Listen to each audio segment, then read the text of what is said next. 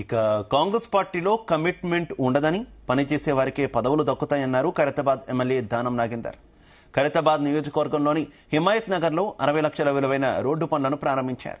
అనంతరం ఎమ్మెల్యే క్వార్టర్స్లో 150 మంది లబ్ధిదారులకు కళ్యాణలక్ష్మి, షాదీ ముబారక్ చెక్కులు అందజేశారు.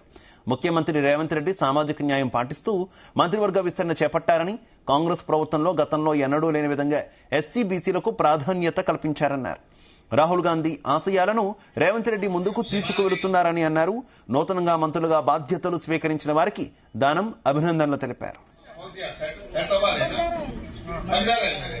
కాంగ్రెస్ పార్టీ చరిత్రలో మొట్టమొదటిసారిగా అన్ని కులాలని వారి ఆలోచనని పరిగణలో తీసుకొని మరి ఒకే వర్గానికి కాకుండా ముఖ్యమంత్రి గారు చాలా సుదీర్ఘంగా అన్ని రకాలుగా ఆలోచించి ఈరోజు అందరినీ సముచితమైనటువంటి న్యాయం జరగాలని, అందరికీ న్యాయం జరిగే విధంగా ముఖ్యమంత్రి గారు తర్జన భర్జన పడి ఎన్నో రకాలుగా అన్ని అంశాలని పరిగణలో తీసుకొని మొన్న జరిగినటువంటి కేబినెట్ ఎక్స్పెన్షన్ అనుకుంటాను కాంగ్రెస్ చరిత్రలో మొట్టమొదటిసారిగా న్యాయం జరిగింది.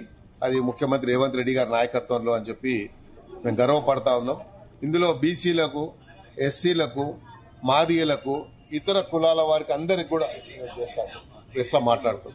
అందరికీ కూడా ఈరోజు అవకాశం రావడం, మరి రాహుల్ గాంధీ గారు చెప్పినట్టుగా ఈరోజు జిత్నా సంఖ్య ఉతరే భాగీదారి అని ఎంతైతే మరి సంకల్ప ఆధారంగా వారికి అవకాశం దొరకాలని అన్ని రంగాల్లో, కేవలం రాజకీయ రంగానే కాకుండా ఉద్యోగ పరంగా కానీ లేకుంటే ఇంకో పరంగా కానీ అన్ని రకాలుగా వాళ్ళకి అవకాశం దొరకాలని రాహుల్ గాంధీ గారు ఏదైతే నినాదం తీసుకొని వెళ్లారో ఈరోజు తెలంగాణ పార్టీ, తెలంగాణ ప్రభుత్వం ఇది దేశానికి ఒక ఆదర్శంగా ఈ జరిగినటువంటి కేబినెట్ విస్తరణ అని చెప్పి తీసుకోవాల్సిన అవసరం ఉంది.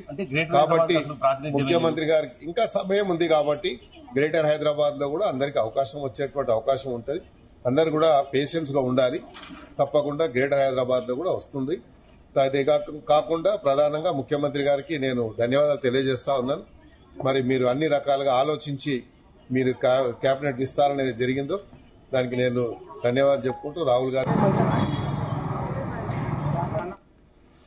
ఇక తనకు ఏ శాఖ ఇచ్చినా నమ్మకంగా